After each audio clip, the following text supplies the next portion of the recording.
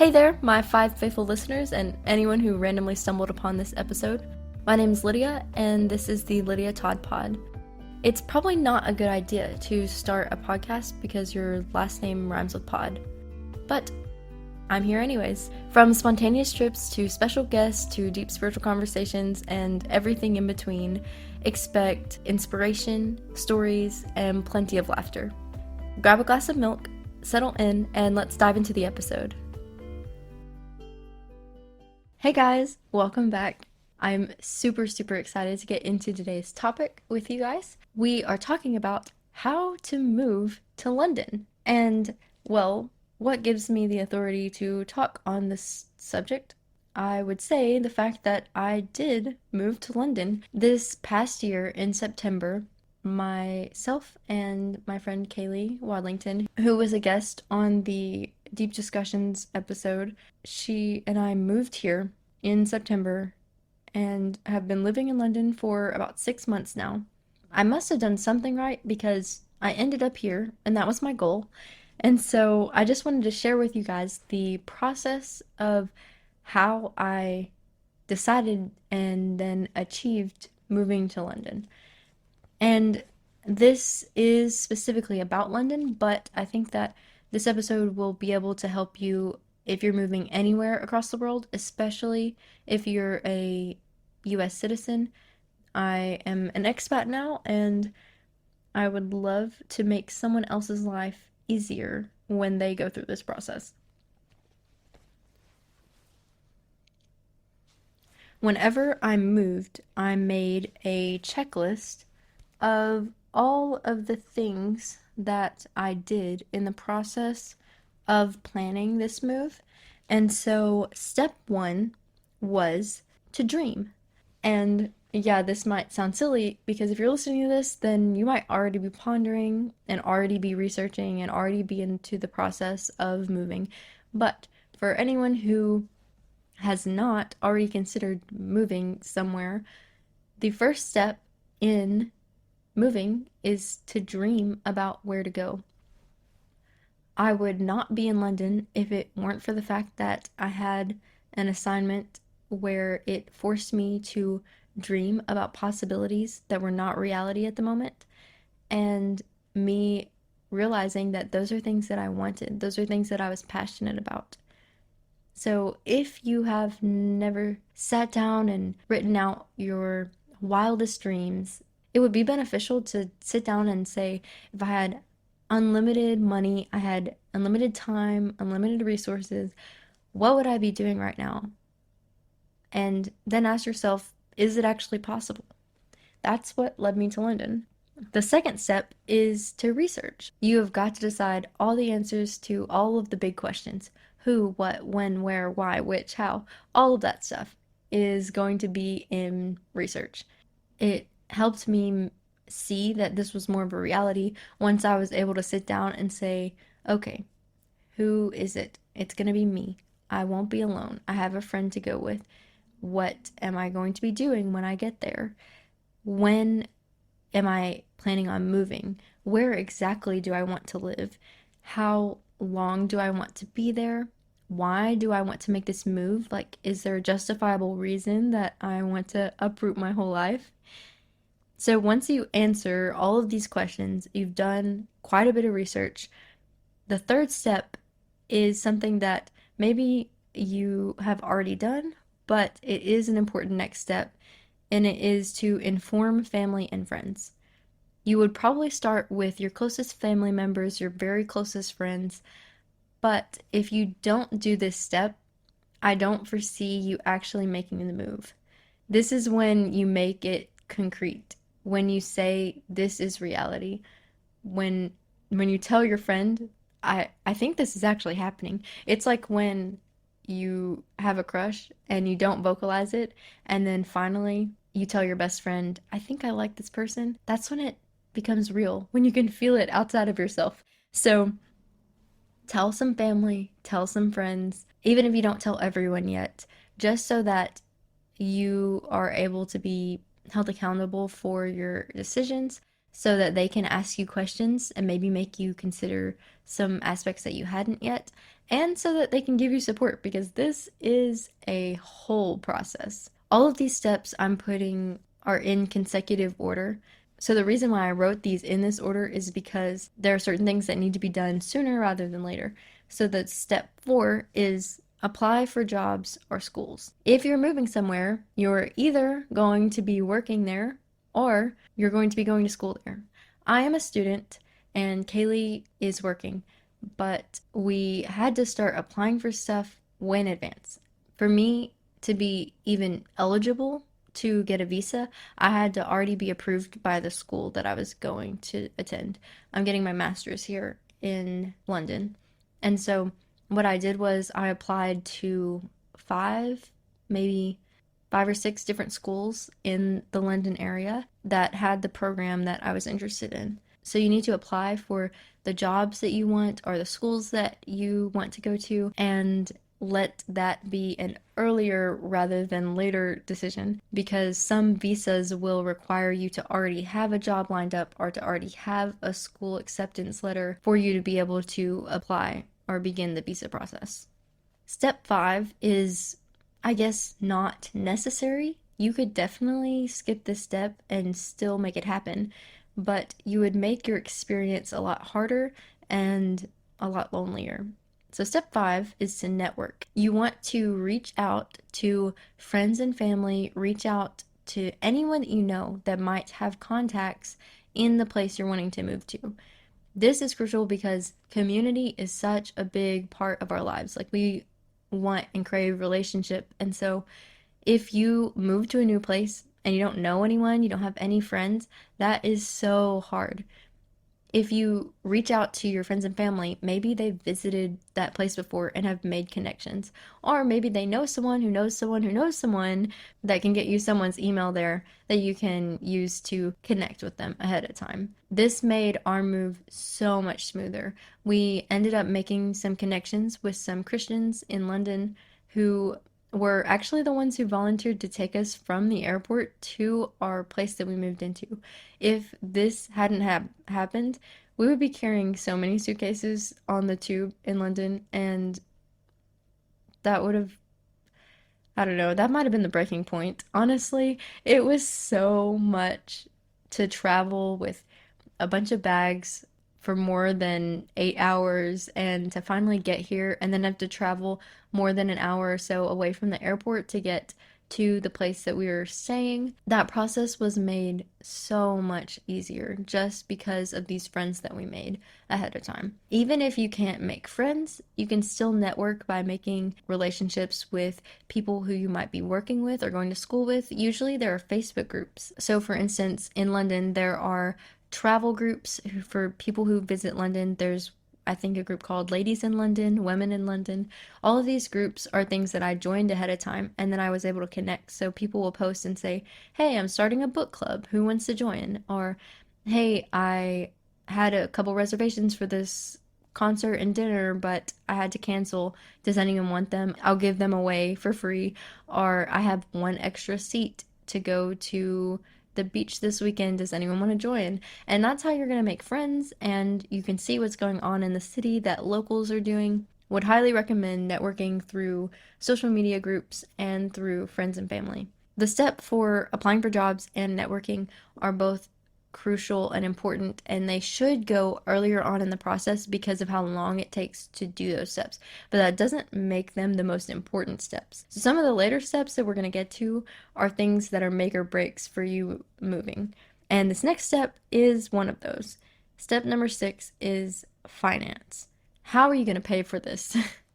This will be different for different people. If you have just graduated university, you're not going to be able to afford to just move across the world unless you have a plan to continue your education and you're using loans or you're using savings, or if you already have a job and you are able to save up before you move and you don't plan to move for another year or two, then that's a different story. If you, on the other hand, are moving to get a job somewhere, then securing that job ahead of time before you move so that you are financially stable when you arrive is an important factor to help you decide when am I going to move and how soon am I going to be able to make this happen. If you're not able to afford to live where you're going to live, then that's when you need to start reevaluating.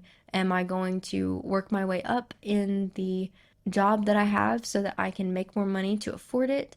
Am I going to go back to school, change occupations? How important is this move to me? And that is definitely a step that you should make towards the beginning, because if you don't, then when you find out later on that you can't afford it, you've wasted a lot of time going through a lot of procedures that were a waste of time. Step number 7 is for all my planners out there. Next step is to make a timeline. If you sit down and you know when you're trying to move, you know when the college applications are due, you know when the term starts, you know when your job starts, anything like that, then you're able to decide, when should I move? How soon does this need to happen? And making your timeline is going to help you when you structure all the rest of your decisions, because it's a major difference if I'm moving in a year versus 6 months as to when I need to apply for my visa, how much I need to save out of every paycheck ahead of time, etc., etc. Make a timeline, figure out when certain things need to happen by. And I would also suggest, when you make a timeline, to put your deadlines earlier than the legitimate actual deadline. If you know that your college application is due on October 10th, then put on your timeline that it's due October 1st. So that way, if you are like, oh no, I got carried away, I lost track of time, and you rush to get it by the deadline and you finish it at 2 a.m. on October 2nd, then you're still good. You are still completely fine. That is how I tend to set all of my deadlines in my personal life too, because whenever you set deadlines ahead of when the actual deadlines are, you might be late a lot, but you're never actually late. Pro tips. Step number 8 is the step that I've seen on the most travel websites of like, how do you actually do it? How do you take the step to move across the world or to another country or even to another city or a neighboring town? And the step is buy the plane ticket. Until you do something to financially invest in your decision, you can always back out. And once you've financially invested, you're going to do everything in your power to make sure that your investments weren't useless. And so when the going gets tough, you're still going to want to make this move happen. Also, when you buy the plane ticket early, it can be cheaper. Usually about 6 months before your ideal date of flying is going to be the cheapest time to buy your tickets. It varies and fluctuates based on the airline and the day of the week that you book and all of that stuff. And we'll have a later episode on how to book cheap flights. But booking your flight in advance is going to help you save some money and make a commitment. We bought our plane tickets in May, I think. We bought it around 4 or 5 months before we left. And once the plane tickets were bought, it was like $350, I think, for us each to fly from Tennessee to London. That was pretty affordable. Step number 9, the bane of the previous 3 months to when I moved, was visa stuff. Ugh, visa is terrible. It's the worst thing imaginable besides like taxes and the ACT and TCAP for all you Tennessee public school students out there. It's pretty bad, pretty terrible. I've only applied for one visa in my life, but I don't look forward to my next one. I really do not look forward to ever applying for a visa again. It is a long process, it's stressful, you have to make sure you have all the right paperwork, and you're so scared because the decision of your move is in someone else's hands. They have the power to tell you, no, you're not allowed to come, or yes, you are. That is something I will save for a different episode.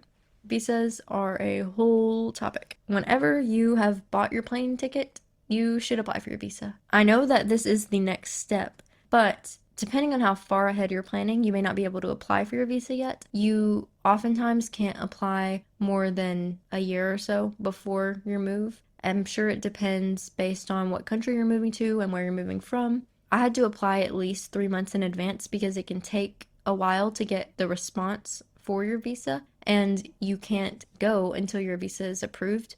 And you also have to send your passport off in the visa process. So if you're going to be traveling out of the country before your move anytime soon, or you'll need your passport before then consider scheduling your visa appointment when you know you can go without your passport for a few weeks, or getting the visa application expedited so that you can get your passport back sooner.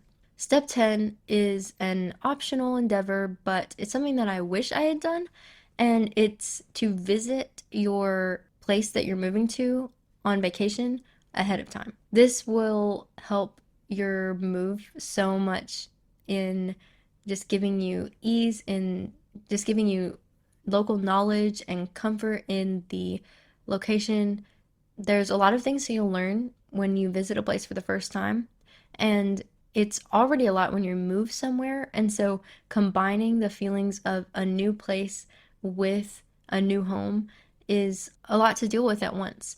And so if you can avoid that, if at all possible, go to the place before you are going to move. If you're moving in 2 years, then maybe a year before your move, go visit the place for a week vacation. You won't regret it, and it'll help motivate you, to get excited about your move. I was not able to do this, but it would have been really beneficial to do that. Step 11 is another hard step, but very necessary. Find housing. You may be in the situation, depending on the city you move to, where housing is just not something you can find until you get there. This is why going on a vacation there ahead of time is going to be helpful, because you can make an appointment with some real estate people locally, or ask around and figure out, how do people get housing around here? How do people find what is available, and how fast does the market move? That was a difficulty for us moving to London, because the market moves super fast. One day it is posted, and 2 days later it already has been taken off the market. We ended up using a couple different apps that we found worked really well. Spare Room is one of them, where you can search for houses in the UK, and it is where we ended up finding our place, which is an absolute perfect place. But we didn't find this place until 1 week before we moved. So, not everyone is that lucky. Some people will not be able to find it, need to make housing arrangements for when you arrive, whether you find an apartment or someplace to rent before you get here, or you make plans and already make reservations to stay in an Airbnb or a hotel or something for the first few weeks, maybe few months, until you're able to move into a more permanent place. The sooner you start looking for housing, maybe the sooner you'll be able to find it. And I wish you all the best in finding your housing. Step 12 is to migrate your medical, banking, and insurance services. So if you are moving to a place that has different requirements or different legal rules about insurance, then you're going to have to look into that, figure out if they have a universal health care, or if you're going to have to get a private one. I'm sure that the place that you are from, you have a healthcare or an insurance provider, but they don't cover you globally, so you're going to have to get a new provider. Here in the UK, we have universal healthcare, so part of my visa application was paying for my taxes that would pay for my healthcare, and so it was a really easy process, but that won't be the case in every country. Your medical stuff, you should probably go to your doctor and ask them to print off any list of medications you have, any ailments or anything, get them notarized or signed by your doctor to prove that you have the right to any prescriptions you have. Make sure that you have enough of anything that you have prescribed, so that whenever you come to the new place, before you're able to find a new doctor, you can still get by if you have any medications or anything. I brought all of mine in my checked luggage here, and so I was fine for the foreseeable future until I was able to get here and get a doctor. If you have any things like eyeglasses, prescriptions, and stuff, make sure that you know the prescription and everything, so that you're able to use that. Like if you're here and you need a new pair of glasses, you're going to need that information. And just think about all of the medical stuff that you do in your home normally so that you're able to do that in your new home. And with banking information, you are probably going to have to get a new bank. I had to open a bank account when I got here because I had to have a proof of residence, meaning a tenancy agreement or a statement from my school or something like that. And so I wasn't able to apply for my bank account until I moved here. Some places will not allow you to make a bank account until you've been a resident for a couple years. And so that would be something to do research on. Are there any banks available in the place that you're moving to where you can open an account if you just moved there? And if not, what are your international or online banking options? There's a couple that I will suggest whenever we talk about money and travel in a later episode, some to look into for really good global services or anything that has a Visa card because Visa is accepted practically universally. Step 13 is to pick your daily transportation. What I mean by this is when you move, you are going to have to get around somehow. If that is by driving, then you need to figure out how am I going to get a vehicle in this new country? Am I going to ship my car overseas? Am I even allowed to do that? How can I legally drive in this place? Does my license work, or do I have to apply for a new license in this country? Do I have to take a driving test? How much does that cost? These are all things you have to consider. I don't drive in this country, although I legally can. I take public transportation, so that is also an option. You can take buses, trams, tubes, trains, all the T's. Oh, and 1B bus. Yeah, so you can take all the public transportation and you should figure out what is most cost effective. If you're looking into getting a car, do you have to have car insurance to drive? And this will also help you in figuring out housing. Do you need a place to park in the place that you get? This is where a lot of the steps start intertwining, where one decision affects other decisions. And so it's good to think about all of these at the beginning in your planning process. Step 14 is to decide what you're bringing and how you're bringing it. If you are planning on moving your whole house, including your king size bed, and your cat is coming, and you're bringing your kids and your wife and your 3 dressers that have been passed down for generations, if you're bringing all that stuff, you probably need to get a shipping container, and that costs money and it takes time. And so you're going to have to be willing to do without whatever's in that shipping container for a month to even a couple months. If you're moving long term, this may be the best bet so that you can have all of the things and not have to buy new things when you get there. If it's a more short term thing, you might consider putting a lot of your things in storage or selling them to have more money to use when you get there. You should also consider how much baggage you're allowed to bring on the plane, and if you have any special needs that require a lot of liquids or something that isn't allowed to be flown on planes, then you might need to reconsider how you're sending things over. You also might have an opportunity to send things over with friends if anyone's going to come visit you in the beginning of when you're there, or if any friends are happening to take a vacation to the same place before you get there and can leave it with someone you trust, or in a storage unit there until you get there. These are all different options to consider, and it's important to know what you're going to bring so you know how much luggage do I need? Do I need to buy some new suitcases before I move? And what am I willing to do without or get rid of before I move? Step 15 is kind of a hard one for me as a young person who recently graduated from college. I am new to the whole process of taxes, but the next step is know about taxes. You are moving to a new country, so you're probably going to have to figure out a whole new tax system, and it is probably going to be the best if you just pay someone to do your taxes. If you're moving temporarily and you have dual citizenship and you're considering keeping or going back to your original country, you may end up having to pay taxes in both countries. Some countries have agreements where if you pay taxes in one country, then you are exempt from taxes in the other country. So doing the research on all of that, maybe paying someone who knows a lot about international laws and taxes to figure that out for you is something to consider. This is what makes moving a little more difficult for those of us who are younger and are new to the whole doing life by yourself thing anyways. I just decided I was going to make every big change possible all at once in my life by not only moving out on my own, getting my own place, and learning how to do, you know, groceries, bills, taxes, life, all of that stuff.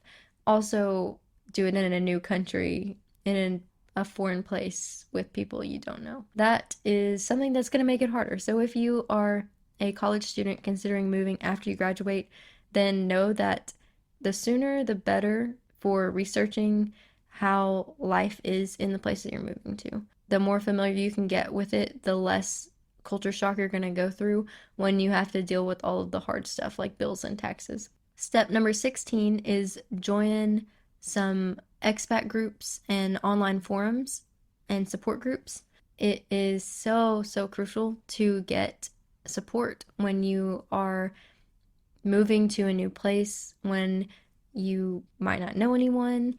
And earlier I had said to network, but specifically joining expat groups for people who are from your country that have moved to this same new country is going to be helpful because they're going to post about the same struggles and they're going to have the answers to the specific problems that you have. Step 17 is to prepare for your new job or a new school. If you ever start a new job or attend a new school, there's a lot of things you have to do, like figure out your classes, figure out how you're going to be getting to work, look at the supplies you're going to need to do your job or do your assignments. Do I need a new backpack? Am I equipped with the right technology to get the work done? All of these things that you would do for a normal job or normal school, you need to do for foreign job and foreign school. Start preparing for your job, for your education, so that whenever you get there, you're not thrown by all of the requirements that the school or the work is throwing at you. Make sure that you're prepared and ready to take on the job. It'll be really easy to get fixated on the move and to forget about the thing that you're going to be doing once you've moved. So don't forget about this step. Step 18 is arrange for a new phone plan. This can be done once you get there. Just make sure that the phone that you bring, if you're going to use the same phone, that you're not going to get crazy international charges. Make sure that you've worked out some kind of international plan ahead of time if you're going to use it the first couple days or weeks that you're in the new country. And this is something you can research online ahead of time. Just look at different local plans that are available that are cheap. Here in London, I pay way less than I did in the States for a phone plan. I pay £12 a month for 26 gigabytes, which is plenty. And I get 5G and roaming and stuff. And so there may be cheap options. And this is something that you will consider when you're budgeting, when you're thinking about how much money do I need to sustain myself when I move to this place.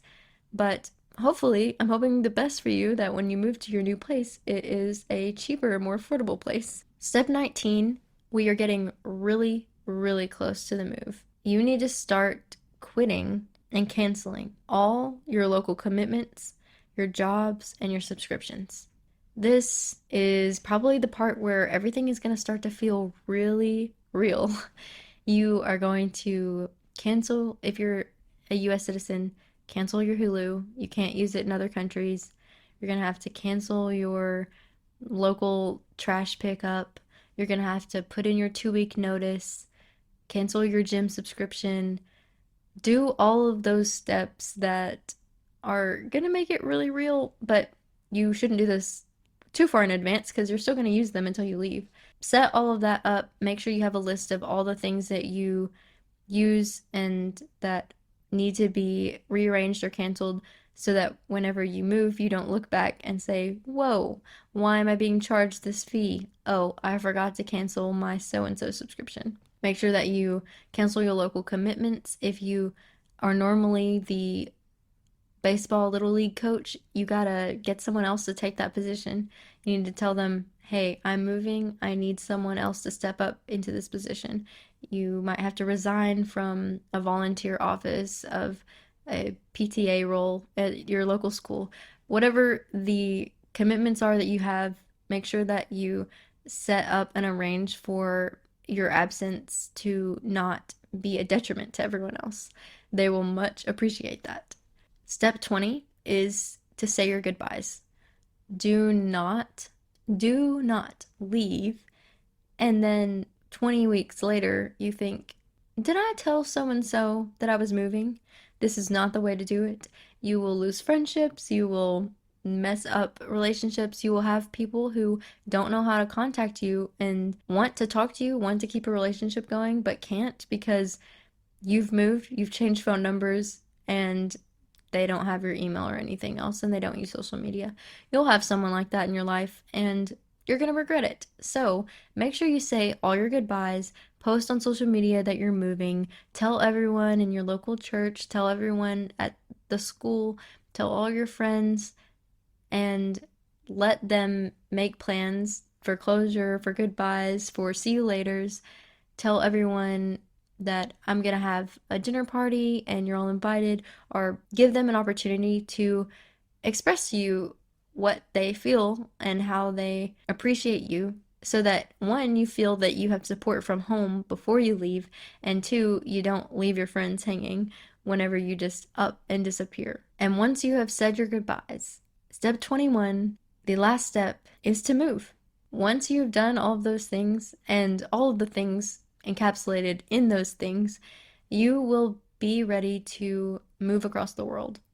There's a lot more when it comes to the planning and the research and finance, but if you include all of these steps, you're going to be a lot closer to a happier move and to living out your dream.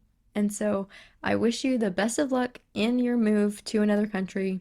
This is the step-by-step process of how I moved to London, and I would love to hear about the places that you guys are considering moving and any difficulties that you've faced, maybe some specific steps that you would have included because of the specific place that you're moving to and how things work differently there.